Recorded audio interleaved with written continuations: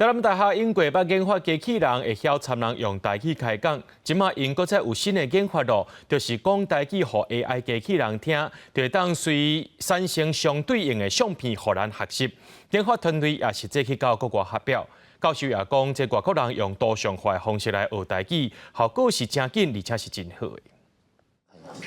公园内底足侪猫仔咧佚佗。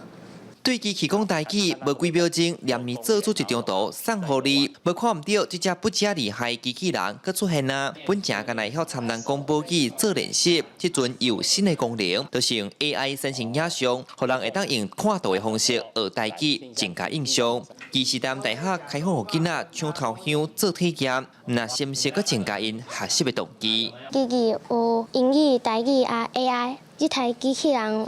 若在学校。 上课啊真好。你讲的时阵，佫会是袂认懂啊，有这种帮助是最好的啊，就是会当，互阮这种学生的台语佫较好。教学的部分，低年级、中年级、高年级，我拢会当导入安尼生成式 AI 影片的一个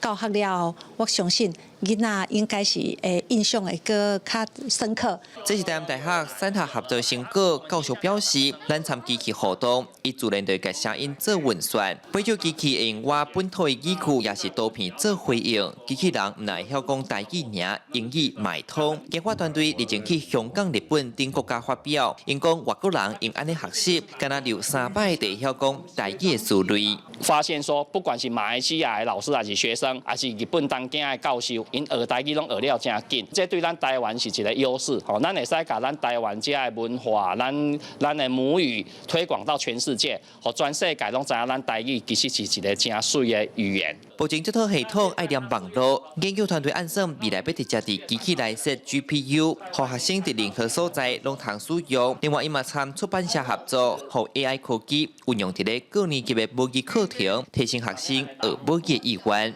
记者李雄台南采访报道。